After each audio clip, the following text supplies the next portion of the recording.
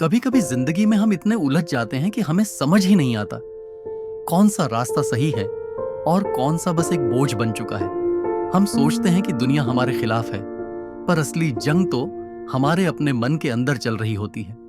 आज की कहानी दो पत्थर और किसान एक ऐसी कहानी है जो आपकी सोच हमेशा के लिए बदल देगी। एक छोटा सा किसान था, दिन रात मेहनत करता, मगर फिर भी उसे लगता कि किस्मत उसका साथ नहीं दे रही। उसके खेत सूख रहे थे, मवेशी बीमार पड़ रहे थे और सबसे ज्यादा उसका मन थक गया था। रास्ते पर बैठा आसमान को देख रहा था, आंखों में थकान, दिल में सवाल। उसी समय एक वृद्ध साधु नारंगी वस्त्रों में लाठी के सहारे धीरे धीरे वहां पहुंचे। बेटा, क्यों परेशान हो? बाबा, मैं मेहनत करता हूं, फिर भी हर दिन कोई ना कोई मुश्किल आ जाती है।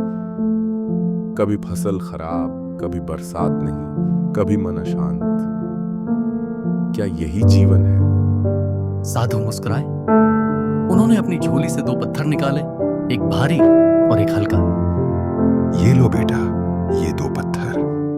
जब छोटी छोटी परेशानियां आए, हल्का पत्थर उठाना, और जब बड़ी मुसीबतें आए, भारी वाला। इससे क्या होगा बाबा? सब कुछ नहीं बदलेगा, पर तुम्हारा सोचने का तरीका जरूर बदल जाएगा। अगले दिन किसान का बैल खो गया। उसे साधु की बात याद आई। उसने हल्का पत्थर उठाया और बोला, ये तो छोटी परेशानी है। वो खोज में निकला। कुछ देर बाद बैल मिल गया। कुछ हफ्तों बाद उसकी पूरी फसल सूख गई। किसान दुखी हुआ, मगर फिर याद आया, अब भारी पत्थर उठाने का वक्त है। वो बैठ गया, सोचने लगा, अगर यह मिट्टी काम नहीं कर रही तो नई कोशिश करनी होगी। उसने खेत की जांच की, बीज बदले और मेहनत दोगुनी कर दी। महीनों बाद खेत फिर से हरे हो गए। किसान के चेहरे पर संतोष की मुस्कान थी। उसी रास्ते से साधु दोबारा गुजरे।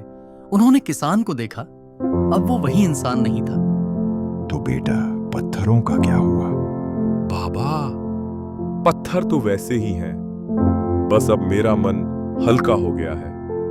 मैंने समझ लिया, मुसीबत का वजन उतना नहीं होता जितना हम उसे मान लेते हैं। जिंदगी में परेशानियां तो रहेंगी ही, लेकिन जब हम उन्हें समझदारी से उठाना सीख लें तो कोई भी बोझ भारी नहीं लगता। याद रखिए, पत्थर वही हैं, बस उठाने का नजरिया बदल गया। अगर यह कहानी आपके दिल को छू गई हो तो इसे लाइक कीजिए, शेयर कीजिए और चैनल को सब्सक्राइब करना मत भूलिए, क्योंकि हो सकता है किसी और को भी आज सिर्फ एक हल्का पत्थर उठाने की जरूरत हो।